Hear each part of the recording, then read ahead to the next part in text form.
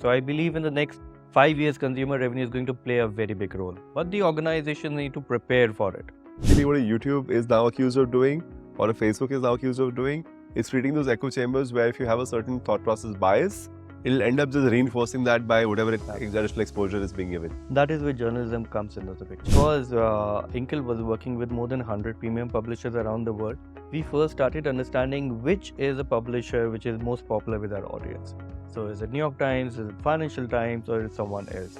That was one day. Then we looked at what topic they are interested in. Outlook being a very old organization, we are going through a digital transformation phase at the moment where we are building our technology and we are building our data stacks, we are building our conversion optimization teams.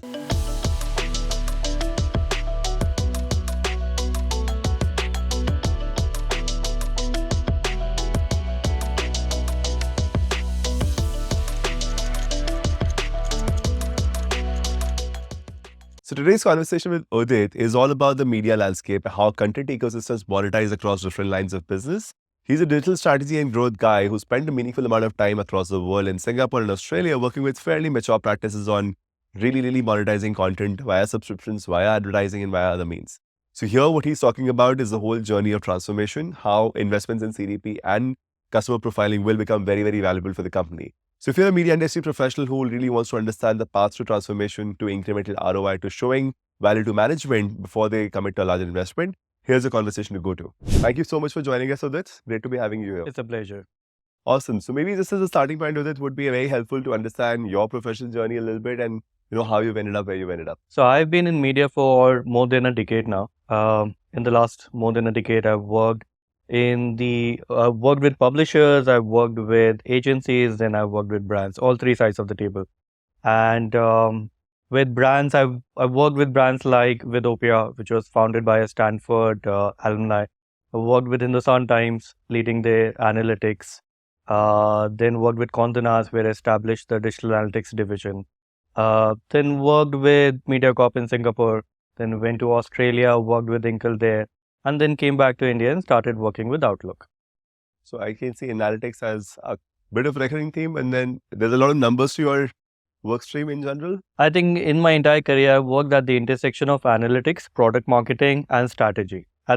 So the point where all these three meet, and you can make a decision which is impacting revenue, any conversion which is impacting revenue, a new strategy which is impacting revenue, optimization that is impacting revenue is something that I focus on. So the guy who can make money for the brands. I try to. Of course, I did hear a great story or a little bit of anecdote around the way revenue is scaled up for your current organization. So we'd love to understand a little bit about your current play, the media landscape, what it means when you talk about every event that translates to revenue.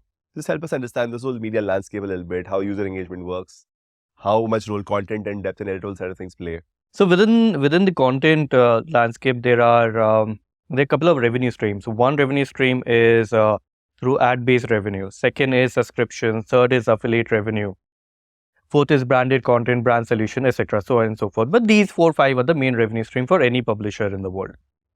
Some publisher find their niche and they start focusing on subscriptions, and probably a bulk of their revenue comes from subscription. For others, they start focusing on affiliate revenue, and bulk of their revenue is coming from affiliate. For example, there are a lot of publishers in UK which are driving a lot of revenue through affiliate. And then some of the publishers which are national level publishers keep on focusing on ad-based revenue or ad-based monetization. So from your lens across the orgs you spend time in, the dominant share of, let's say, the focus of where growth and revenue comes from, which of these models have been the most center of attention for you? I think it's a lot about time. For example, till 2015, 2016, most of the media organizations were focusing primarily on ad-based revenue and brand solutions. And around 2015, media houses started focusing on ad revenue plus brand solutions. Towards the end of 2017, they started focusing on ad revenue, brand solution plus subscription revenue. And then they started adding affiliate and other revenue. So it could be categorized into two broad areas. One is ad revenue, second is consumer revenue. Within consumer revenue, you have subscriptions, affiliate, brand solution, etc., etc. Sure. And in terms of where it stands in 2023 now, and where you see this shaping in terms of a mature organization, how would they look at the composition? See, one of the challenges that media organization faces in the last 10 years, the CPMs have more or less either remained constant or they have declined. Okay. So back in 2014, CPMs in India were around 100, and they are less than that now, 10 years down the line. So that becomes a challenge. You can grow your audiences, but if CPMs don't grow year over year, you need to find a different way to monetize your content. And that's where the consumer revenue comes into the picture. So I believe in the next 5 years, consumer revenue is going to play a very big role. But the organization need to prepare for it. Sure. And what would be the top two things that you think is preparation steps which are still not 100% there yet? See, most of the organization, we are still collecting first-party data, but that first-party data can be further improved. And so what I have usually seen and what I've heard from other people is in any organization, you have tons and tons of data, but how do you leverage that data to create an impact on the revenue? That is always a gray area. So you can have tons and tons of data, but how do you monetize it? How do you leverage it? But is that a lot of technology deployment at play, or the thinking process on how to strategically transform this data into actionable components? Which are the missing pieces? I think the first most important piece is strategy. We have to be absolutely clear. For example, when we're building a new business model, a new revenue stream, let's say in January when I started with affiliate revenue with Outlook, we started from a clean slate. Revenue was zero. There was no team, no content, nothing. And now 7 to 9 months down the line, our affiliate revenue, our month-on-month revenue are crossing, are exceeding our revenue targets every month. And our conversion rate is extremely high. My CTRs is more than 30%, which is unheard of for affiliate content. Our conversion rates are very good, and it is a revenue stream which is growing month on month. And in some sense, there's a secret sauce in terms of the strategy that you apply here. I mean, most people don't get that kind of conversion rates or click-throughs. So what is it that you're... So in terms of strategy, we can't look at clicks, we can't look at conversions, we can't look at revenue. We have to understand the intent. We have to create an affiliate division which is solving a problem. What is that problem? Okay. In this entire value chain, a user will start from discovering a need, then they will discover products and services, then they will evaluate that service. Evaluation phase is a pain, it is very difficult. Then they will go out and buy that products and then dispose it eventually. In this entire cycle, there are a lot of players who are solving all these different or providing value at different stages, let's say buying it or disposing it or discovery. But the evaluation phase is very difficult. Today, if I want to buy an air purifier, it is not easy. I have to read so many reviews, or if I have to buy something expensive, let's say something above 50,000, I have to buy an OLED TV. It is not easy to research which is the right OLED TV for me. There's so many brands. If you look at, if you go to the market, there are more than 100 models of OLED TVs. And then you have QLED and so many other technologies. So this is where affiliate comes into the picture. Affiliate is solving that evaluation process, wherein you are writing recommendations about what product is right. So they will browse through all the products and help the user make an informed choice. Sure. So some degree of, let's say, reduction number of choices and curation, which is aiding in reducing the decision fatigue for the user. And in effect, that's what you're able to monetize much better because you've educated the user and now he's slightly ready to transact. Absolutely. So the value add would be the user has already discovered or understand the technology, what they have to buy. We will, in affiliate, we will help them make the evaluation process easier. And then we send them to the right, let's say, portal to buy that product. And that's about it. The consumer journey becomes simpler. The consumer is happy. We are happy. Everyone is happy. And from a potential, let's say, contribution to the overall scheme of things, this whole affiliate line of business can be a fairly meaningful chunk in a steady state scheme of things. Absolutely. And I mean, in some sense, you've already seeded it. You've already taken it to a certain level. And now it's become a, let's say, business as usual practice with some headroom to grow. Absolutely. Right now, we are focusing on Indian products and Indian customers. There's headroom for growth in US, Europe, and different regions. So we'll start curating products for different audiences across the world.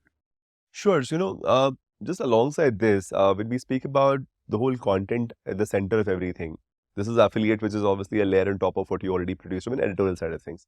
Just give me a quick little sense on how the editorial content and scaling the different verticals, the categories, the subcategories, the target personas helps with growing the traffic, because overall traffic to internet has grown massively.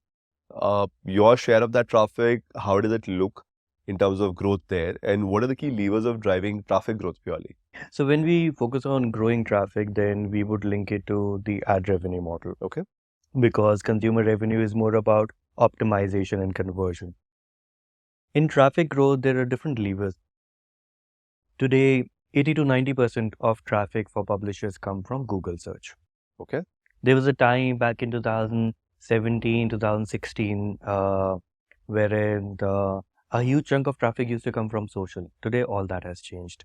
After all the algorithms across Facebook, etc., had changed over the years. I clearly remember back in 2017, there was 2016 actually. I had just joined Condé Nast, and I joined in January.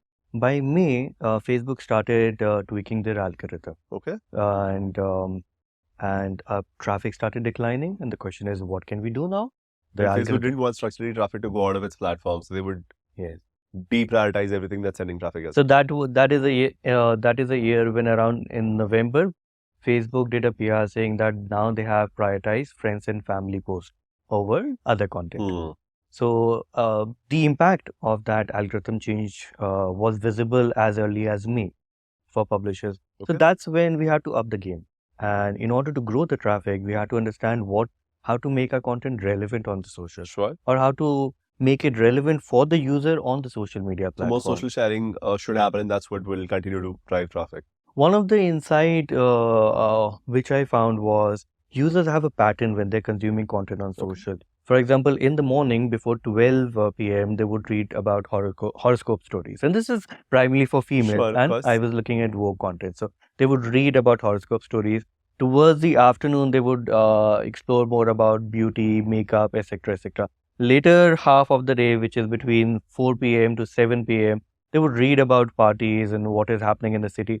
And towards the end, which is after 8 p.m., they would read about which are the Bollywood celebs which attended what parties and what they were wearing, etc., etc. And the trick is somehow the algorithm would pick up stories which would do well in the first half an hour. Sure. So if you know that horoscope content is read in the morning, and if you post horoscope content during that time, it'll pick up. And then Facebook algorithm back then used to push it more further. So that's how we grew our traffic significantly from social, wherein all the other publishers had around 30 to 40% drop in traffic. We had grown our traffic significantly during that. So very interesting lens of looking at data and insights. So help me understand this from a user persona when you spoke about these 4 different time stamps of the day and 4 different content patterns that are being consumed. Is it the same audience that's consuming different things at different times, or is it different audience personas which are doing this, and then you're able to map it back to how you leverage a social channel to drive traffic? This is definitely different audience segments. Okay. Some audience segments are there only to read horoscope content. There would certainly be overlap, but there are more or less different audience segment consuming different audience content. And in a simplified fashion, what is essentially happening is if I'm consuming horoscope content, I'm sharing this on Facebook, and that's algorithmically because it's user shared content. It'll get whatever distribution it'll get, and it'll drive traffic to you subsequently. Is that what the flow is? The flow would be similar to that. For example, if let's say between 10 to 12 horoscope stories are read the most, or users are coming onto Facebook platform to engage with horoscope stories, and if you post it at that time, within the first half an hour, it would be shown to more people. And once they engage, this is you publishing that horoscope story on the Facebook platform under your handle. Yes. And that will get more distribution. Yes. If you're posting it during the right time slot. Got it. So this is more about user engagement with your organic distributed content than about users sharing content.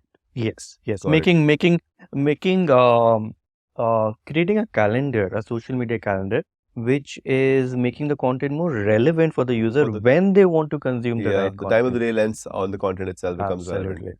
Very interesting. So it's somewhere or the other gaming the algorithm to the extent of giving them what they want, and then the algorithm will automatically amplify that. Absolutely. Very interesting hack in some sense. But so this is where organic social, I wonder in terms of its willingness to send traffic outside of the platform will still be compromised, and you will get a lot of engagement within Facebook, but would you also be able to send traffic back to Outlook from this? See, now all that has changed. I think after 2017, 2018, the social referral traffic started declining, and today 80 to 90% of the traffic is coming from search. Search, you said. And search intent, a user who's coming to a website for via search has a very different intent Sure. versus a user coming from social platform. Sure. So social platform content would be discovered. So there would be a lot of content. Yeah. And a user would engage with something, discover something, and come to the website. Whereas on search, a user is looking for a very specific information. They would type it, and for it would be around news, it would be current happening, etc., etc. Social content would be more emotionally charged. Sure. Search content or search traffic would be very factual, would be Factual. looking for a specific information, would come to the site, consume that information, and most likely go away. But in a very simple structural fashion, if you talk about search-led traffic and factual search-led traffic, the room for differentiation would be fairly minimal, right? Because the facts are the same, available to every media house. And in effect, Google will end up having a search result page where there'll be everybody competing for the same guy who is searching for something and wanting to go to one of these places. How do you differentiate? So this is where we look into Google and we understand how does Google work.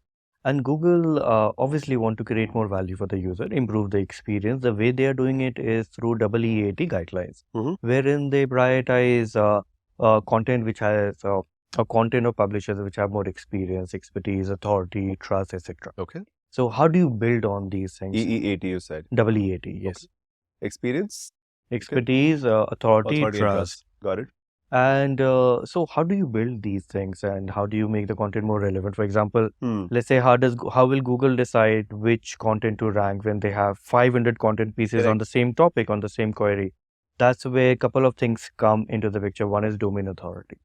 So Outlook's domain authority is exceptionally high, one of the best in the country. Then that gives you more reach. Sure. Second is the content that you're writing. If it is well-researched content, there are a lot of areas which has very well in-depth research content.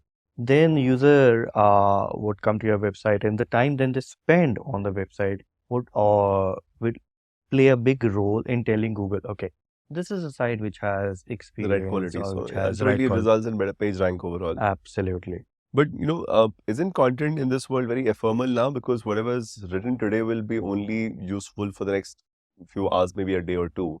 And then there'll be the more latest thing that will happen, especially in the world of facts, not in the world of opinions as much. That is very interesting. So what happens, we always have to balance between trending and topical content. Sure. Topical content is a long tail. A story which is written today will keep giving you traffic for next 6 months, 1 year. And then there are trending topics which would die out, which have a shelf life of 2 to 3 days max. Sure. And in terms of the editorial attention being paid, how is it get driven? I mean, how much to spend time and attention on this versus that? So for different sections, for different websites, it differs a lot. For example, let's say we usually build a balance. We have to focus on what is important for the users. Editorially, what we need to cover, which are the topics which need to be shared with the audience. That's there, and after that we start thinking, okay, what should be the split of trending versus topic. In very simple terms, Udit, if you could help me with the overarching umbrella architecture of the Outlook group, what are the different properties, what are the different touch points for the consumers, and where all do you kind of get digital traffic from? So 6 months back, our flagship property, our main property was outlookindia.com.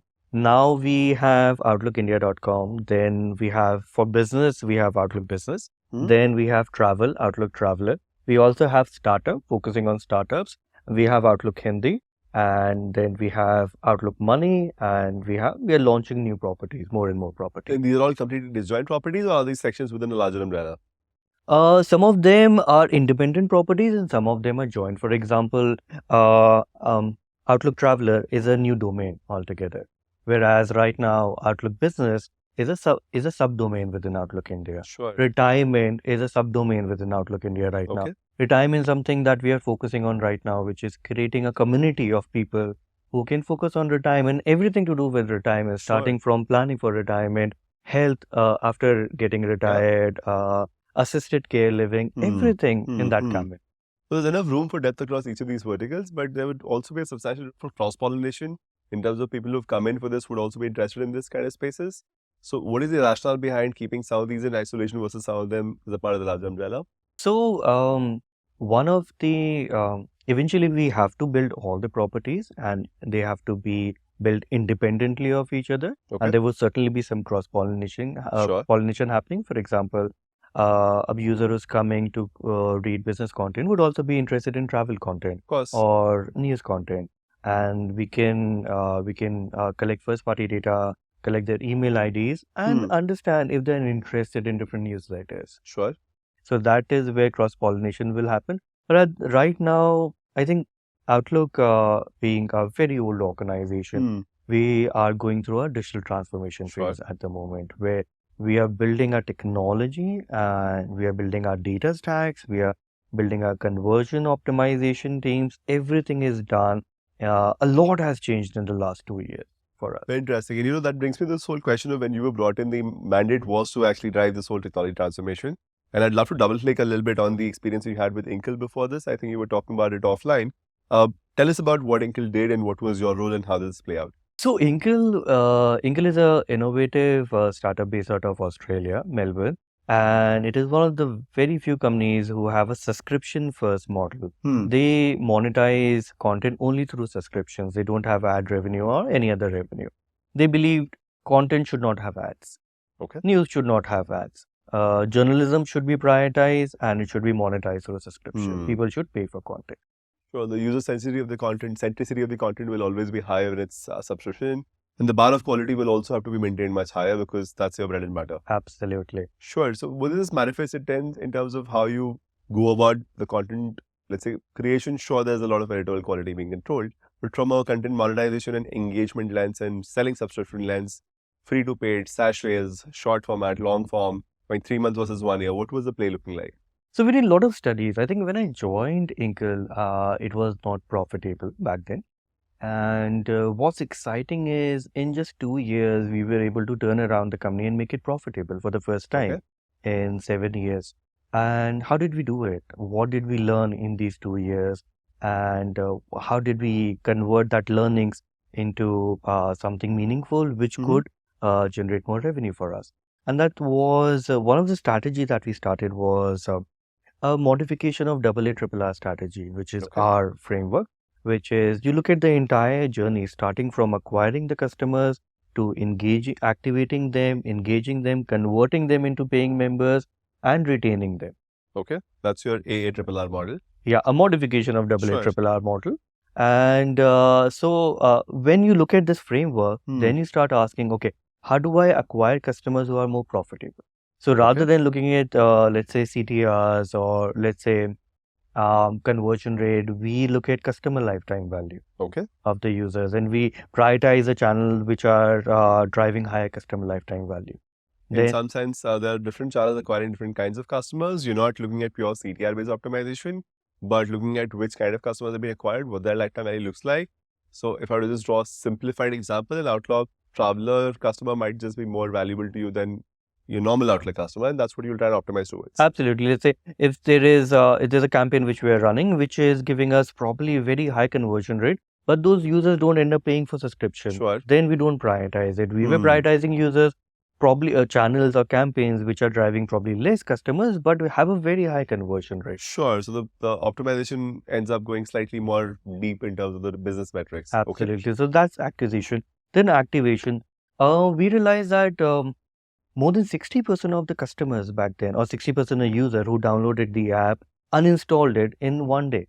And we were like, why are you uninstalling it? So we did interviews and we studied the data. And what we learned was users were asking one important question.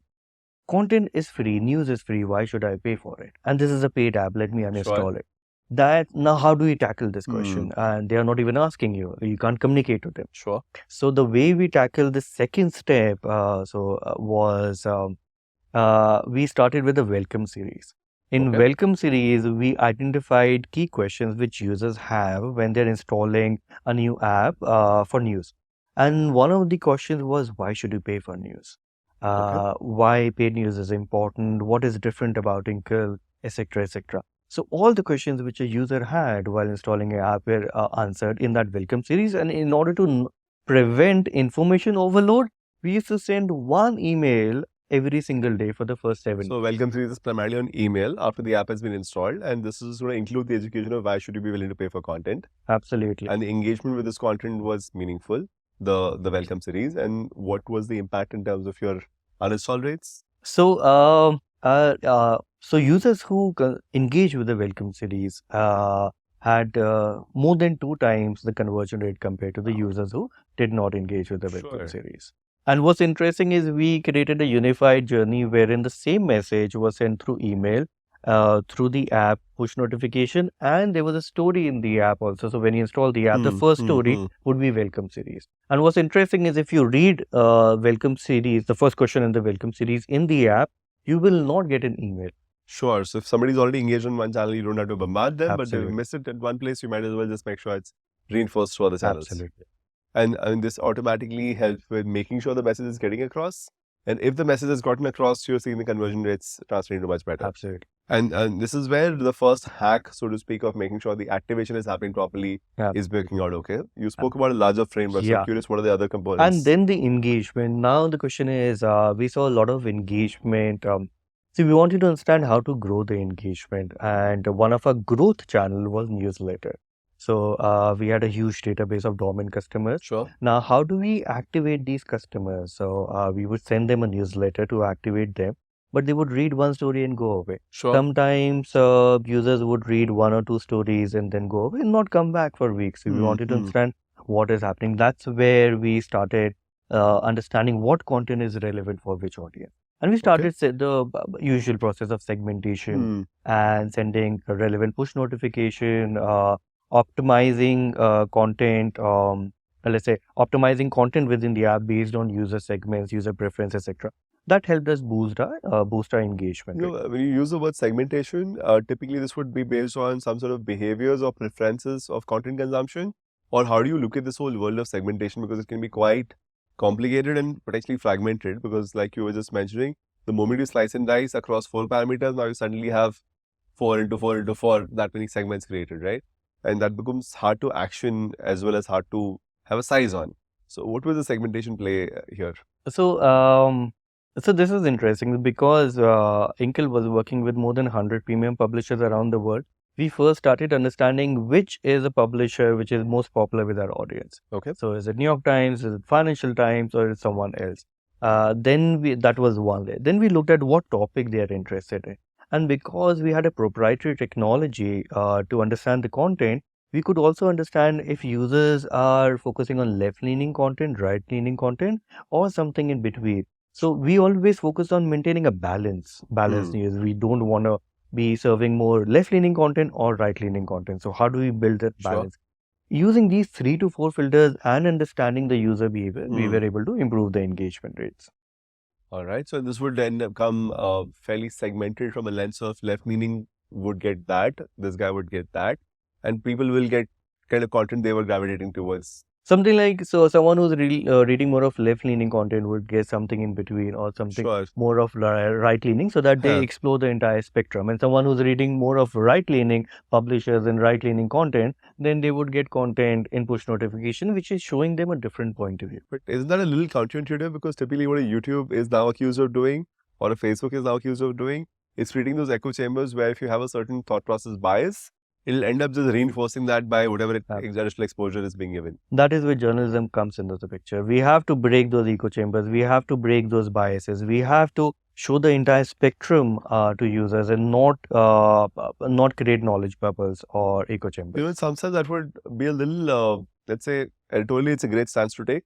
But at the same time, from a numeric standpoint, you might end up reducing engagement because the guy wanted to see right-wing content, you showed him left-wing content and he's bounced off or he's reducing engagement. How do you drive that balance? That's the difference between a free user versus a paid user. If you're implementing the same model for free content, your users might drop. Sure. But when you're implementing this model for paid content, user is serious. They have already started paying for news, so which means they want to explore. Either they want to go deeper into the same topic or they want to explore the different spectrum. One of the very interesting feature is which got highlighted during this phase was dive deeper. So in dive deeper, we had a functionality wherein the content could be automatically categorized. Let's say if a user is reading a left-leaning story and they'll see a feature called drop down in the dive deeper into the app. When they click on dive deeper, they can see different stories from left-leaning to right-leaning and everything in between, and they can choose which angle to read more about. I mean, in some sense, you're being not clickbaity with the paid audience because you find them to be somewhat more mature and somewhat more let's say, sophisticated in their expectation and ask. Absolutely. And that is automatically giving them a larger self-selection kind of mechanism that you will give them the spectrum, they'll choose and they'll gravitate or they'll consume what they prefer to consume. Absolutely. So you're not sending them down a spiral of an echo chamber that typically social media would do, because a pure algorithm-driven approach would typically end up maximizing for this simple engagement, and that automatically will happen with perhaps not the most editorially valid kind of approach. Exactly. So, and it's also about creating value for the users. And engagement is not necessarily value. Sure. Value has to be created, it has to be measured. So one of the ways to measure the value was the next phase, which is conversion phase. Okay. In the conversion stage, we created some of these engagements levels. So we called it E1 to E16 engagement levels. You can imagine it as a staircase. So a user would consume X number of one of the most important metric during this phase, and I'll get a little technical in this, was active reading days. Okay. We did not feel that a user who's reading more stories is more engaged or loyal audience, or who's spending more time is more engaged. But a user is consistently reading stories every single day is more loyal. So a user who's coming, reading the news 5 days in a week is more important and loyal and more likely to convert than a user who comes 2 times a week but read 10 stories or 15 stories. So, I mean, consistency of engagement is like more important than depth of engagement. Absolutely. Depth, Absolutely. So these E1 to E16 engagement levels, where let's say if a user would read, would come on, consume content 3 days a week, then they have an X conversion rate. The second level of engagement was if rather than, let's say, if reading, let's say coming online rather than 2 days a week, they would come online 3 days a week. Then they have a high conversion rate. Sure. Then, and so on and so forth. And then the strategy was how to push the user from engagement 1 level to engagement 2 level and engagement 3. So all the intervention that we do, which is pushing the user from a low engagement to a high engagement, would improve the conversion rate, which would in order improve the revenue. In terms of the intelligence around making sure that this is E1 to E2 and E3 is a slightly linearish movement then? Something similar, yes. Yeah, because then that would automatically mean that you'll not give this guy this, and you will kind of make sure that this is in a very sharply focused fashion going through a specific journey that you've defined. Absolutely. Absolutely. So this is, the learnings from Inkl, where you're talking about activation as a path where getting him this higher level of engagement will automatically mean better conversion downstream, and that's all of his focus ends up going in the same direction. Yes. And that's why consumer revenue from subscription ends up being the only piece, which means I can see where this whole pay for content will automatically get you a better consumer experience over at a business strategy level as well. Exactly. And then we start asking, okay, if you have to push the engagement levels, if you have to push the user from engagement 1 to engagement 2, we need to understand what the user is coming and why are they at engagement 1 and why not at engagement 14? What are they missing in the experience and what we can do? And these are the values that we use to create and optimize for. And would this be predominantly content, or would this be other components within the product experience which could get better? It would be a mix of product plus content. So from a product standpoint, you would ask, is a user more interested in reading news via newsletter or via push notification, or they open the app automatically every single morning at a fixed time? Sure. So based on those learnings, you optimize their experience. If a user is reading news via newsletters, you don't want to push them to the app and make sure that they come into the app. Sure. No, that you don't want to enforce something. This is where segmentation would come in, because people would have different preferences, and you let them be with their preferences as long as they're engaging with content across whatever platform they For the users who prefer news or via newsletters, we started a new newsletter, which is Evening Wrap. So towards the evening, 6 p.m., we send them what was some of the key stories, top 10 stories of the day. And then we had weekly wrap, which is on Saturday, we would send a summary of all the things which happen in the world, which matter. Simple. In some sense, would this be algorithm driven? Will there be like the choice of top 10 stories from the world be cognizant of who this user is, what his preferences are? Because otherwise it can be quite broad, right? Given that you're an aggregator platform across a lot of media houses, the number of headlines you would have available in a week would be like hundreds. So how does the curation of which headlines would go to whom happen? This is, so curation is one layer where Inkl added value to the overall ecosystem. So there are more than 100,000 stories which used to come in every single day. Sure. And the editors used to curate top 10 to top 20 stories which the users need to know per country. So top 10 would be different for Singapore, top 10 would be different for Australia and India. and they would push it in the morning edition and in the weekly wrap for that particular country. What are Sure. the stories that So the this is an user need to know? editorial-driven kind of an approach predominantly. Absolutely. The curation was where we created the maximum value for the user and was editorial driven. But country level, it's still one, let's say, curated outcome. And I'm wondering in terms of the content genres and preferences within that, there could still be many. This is where the nuances come into the picture and the experience of the editors. I think our editor was, I would say, one of the most intelligent person I've come Yeah. across, and he had a near photographic memory. So he used to remember everything which happened in a day, and he always remembered. So he could curate, and he could understand what are the topics which matter to Australian audiences versus India audience. Sure. For example, in India, Bollywood and cricket is really Yeah. big. In Australia, politics is very big. And in US is an inward looking country. They care less about what is happening in rest of the world and more about what is happening in US. Most of the Sure. countries are other way around. But finally, in some sense, it just boils down to a lot of the editorial judgment being involved. In our world, when we obsess over data-driven approaches, it kind of becomes hard to scale this because if you have a guy with photographic memory, you can do this, but it's not something most people would be blessed with. In which case, you'll let algorithms do some of the work. In which case, you'll probably start using whatever the top consumed content in that country is, pick those out and put them in the evening wrap. In some sense, it's also a slightly lazier way of doing this because then nobody used to think about it. But you seem to have a lot of these components that you picked up during Inkl and you've seen success from. And I would imagine some of them would be straight away applicable to your life at Outlook as well. You pick up your priorities from that lens. Okay, these are 3 things which we believe are straight away applicable to pretty much any media house, and I think it's my priority as well. See, one of them would be the AARR, a modified AARR Sure. framework, which can be applied to any media house. So once you look at the entire journey and you start asking the right questions at Sure. every phase of the journey, a lot of things become clear Sure. and you can start optimizing. Or you'd call it a funnel, and then you'll ultimately have different stages of leakage, and you'll try and optimize for those. Absolutely. One example of that optimization is what everyone is now focusing on is retention. Okay. Now you acquired customers, lot of subscribers. How Sure. do you retain them? One of the key insight which I explored back then at Inkl and which is applicable in every country, and this is different for different products. But in news, we realized that 120 days is a time period which a user back then used to take to evaluate if this new subscription is useful for me or not.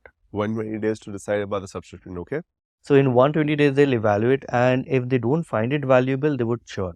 So after around 120 days, there would be a sharp churn which would be happening. And this is a monthly subscription you're talking about. Monthly subscription. So how do you fix this? So during those first 120 days, you are closely focusing on the engagement levels. Sure. And you are asking, is the user getting the value that they are seeking? Are they happy with the experience? And after 120 days, you know that they are convinced this product is for them. And they would stay for the long term. So, in some sense, in the world of e-commerce, what we call that there is the glue frequency, wherein if a consumer has bought from you 4 times, chances that he'll repeat for the 5th order is about 80% and plus. And what you seem to be, and a lot of acquisition ends up finishing the game at the first transaction itself, but the first to second order rate ends up being sometimes as bad as 30%. Right? So 70% of the users who made the first order never made the second order. Right? So I'm trying to find a parallel in the media ecosystem where you're saying that, okay, if the guy has consumed to this level, he'll probably continue consuming. But in order to get to his point, which in your case was 120 days, you have to do a certain amount of engagement effort so the user remains active and engaged. Absolutely. And in terms of the kind of automation / data-driven plays or engagement plays that'll get involved in the 0 to 120 day cycle, what would those pieces look like? Some of the engagement pieces during 120 days would be active reading days. So active reading days, I believe, is more important than average time spent or number of stories consumed. And you would influence this by engagement tools like push notifications or whatever. Understanding what is the journey a user takes and simplifying that journey for the user. If they are more comfortable reading news through newsletter, then push more of newsletters, customize those newsletters, personalize those newsletters. But would the newsletter open be counted towards a daily news read? Yes. Okay, so you're not obsessed with getting him to the platform and then consuming that. It's okay if he's read it on this place as well. And from a next series of intervention, and there'll be things that will work and there'll be things that will still not work. And you will have to find a plan B and a plan C and a plan D to get the user to engage before the 120 days are over. How does that look like? So there would be metrics like D1, R1, D2, R2. So how many stories a user read on day 1, how many user stories a user read on day 2, and then understanding what content is preferred by the user or what content topic is preferred by the user. And then I believe if you go a step ahead and if you're implementing data science, then you dive deep into the content Sure. and create a lot of tags and understand what are the different kind of content pieces, different angles, different topics that the user is interested in reading, and make it more easily accessible. Imagine how difficult it is for the user. User is coming to a website and he is finished reading the story which he came for. Now there are probably 50,000 more stories. How does he decide which story to read or which story not to read? You know what's very interesting is I find a very simple parallel in the recommendation ecosystem wherein if you like this, you will also like this. But the fun fact with your world is the content is a lot of fresh pieces, which means every day there's like 100,000 pieces of content getting added to the repository. And to find a recommendation algorithm that can deal with the fresh content without much history to that specific piece, because what's published 1 minute ago has no history. Yeah. So, but the only way you can probably do it is all the attributes you can attach to this, the Absolutely. tagging, like you said, and those tags probably still have history. And then you can kind of find a way to resonate. But in very simple terms, on the one side, you spoke about the whole editorial approach of choosing the top 10 countries' stories and then picking them out. But the moment you start doing this in terms of D1, R1, and D2, R2, in terms of the kind of content the users consume, this would automatically lead to a lot of personalization, or is there something I'm missing here? It would improve the personalization definitely, and for this, a marketing automation tool is definitely required. Sure. CDPs are required to collect and store that data and build on that intelligence. Which is kind of why the digital transformation journey becomes almost critical. That okay, it might not be a deterrent to growth today, but if you're a build for the future, this is pretty much the investment that you'll have to make from that Absolutely. lens. This is where you go from strategy to technology and to then product marketing. Product marketing, and you say product marketing from a lens of the people who are doing the user engagement pieces across consumer interfaces. Absolutely. So once you build a strategy for the entire piece, how to, let's say, grow subscription or affiliate revenue, then you go into technology. What are the different pieces of tech that you require? Sure. What technologies do you require to implement, and which is creating value? And then you go into product marketing where you create these journeys and start optimizing Executing and each of the optimizing. stages constantly. Fair enough. In some sense, you've actually been there, seen that, done that, a lot of it at previous roles that you seem to have done. And now it's the canvas available at Outlook to kind of play this out and see business impact coming in. And from what I hear, the early results seem to be quite promising anyway. Absolutely. Like overall as a group, in the last 2 years or so, we have more than doubled our revenue. Sure. And we are growing very fast. And this is primarily on the back of digital initiative. Everything together, but a lot of focus is there on digital.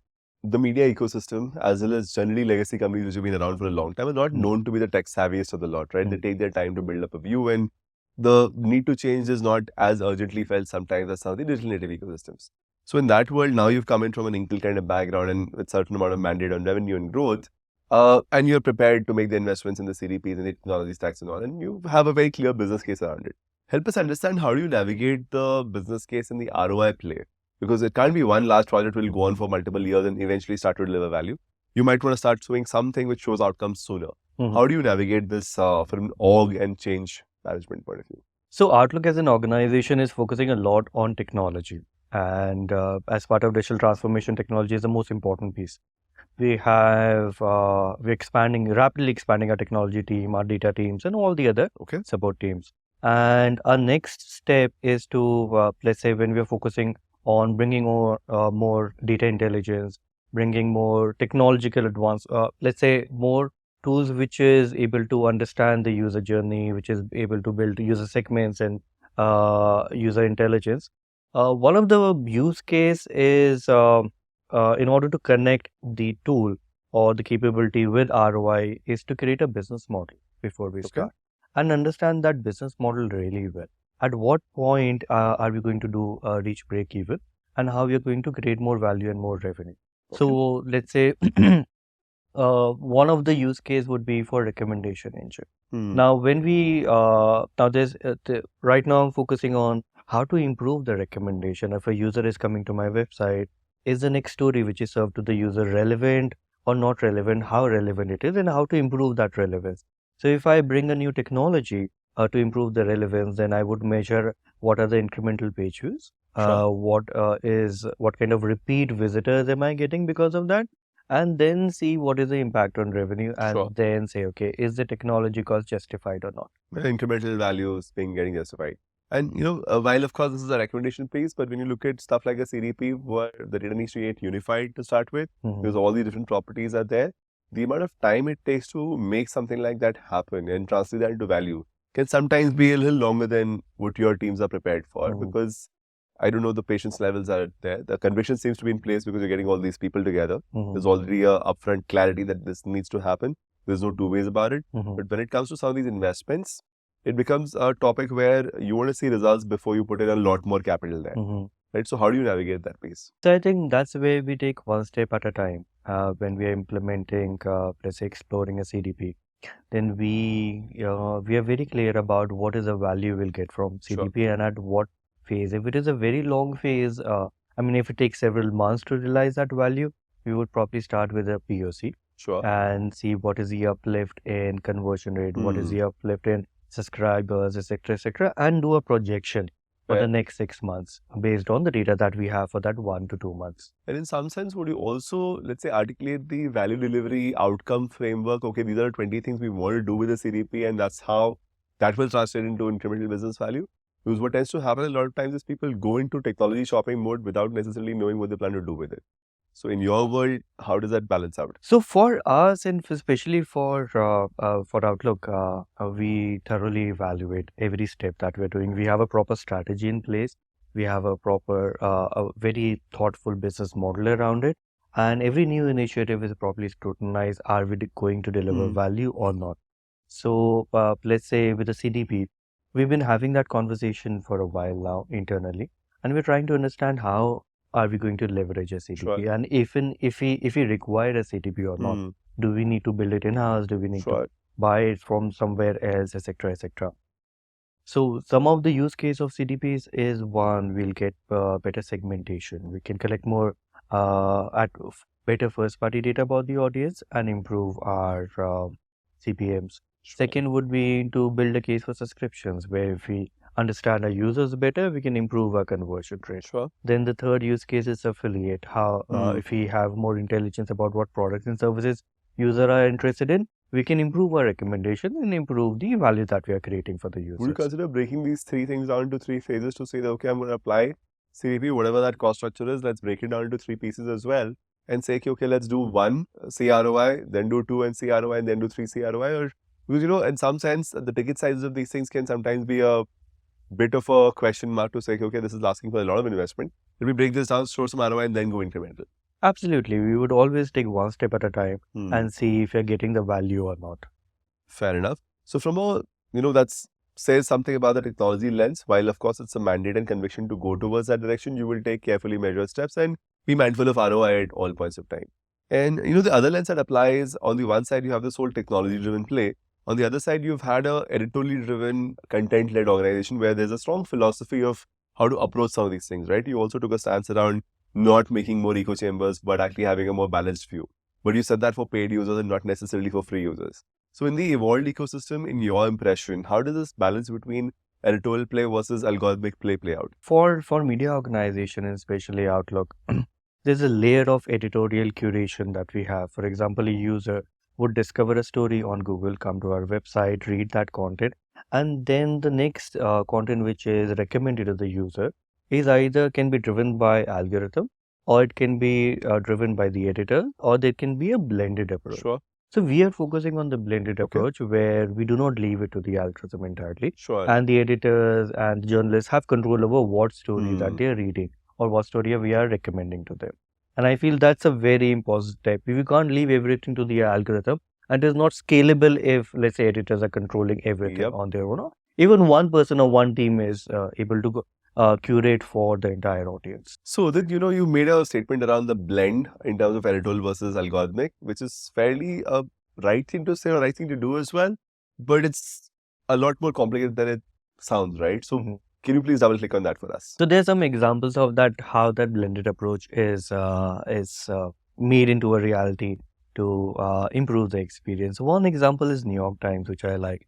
With New York Times, they have their homepage, And in the homepage, the above the fold is curated by the editors and below the fold is curated by the algorithm. Okay. So you have a mix So real of estate blend, I mean, real estate split is one way of doing this. absolutely. Okay. The other is when I was working at MediaCorp in Singapore, they were very clear about this strategy. They had 5 audiences they care about, and when a user is coming to the website, more often than not, their AI engines would identify the user, which is one of these 5 audiences, and serve the relevant content. And when serving the relevant content, they had built the technology in-house. So MediaCorp being a large organization, they had enough budget to spend more than $1 million to build that product, which is specifically for MediaCorp, which is specifically for Channel News Asia and other products that they own. So, but you're saying that this is still algorithm driven, right? So the question of blending the editorial approach with the algorithmic approach, you're saying the MediaCorp built actually a tool to make that happen. Is that what you're saying? Yes. So, for example, if an editor, before curating that content, has this information that the user is, which of these 5 audiences the user belong to, Okay. and then curate the content for that, or create a Okay. sandbox that these are the topics which I feel is relevant for a user coming from India. These are the topics which are relevant for a PMEB. PMEBs are professors, managers, etc., entrepreneurs. So in some sense, the recommendation engine has a weightage coming in from the editor is what in effect this would mean. Yes, and giving more data to the editors to take that decision to curate it better. Very fascinating. So that's 2 examples now. Anything else that you think that seems nuanced enough as a possible playbook for your world? Something that I feel would be more readily available in the coming years is rather than building these systems in-house, Mm-hmm. if these systems are available, which SaaS, which of is course.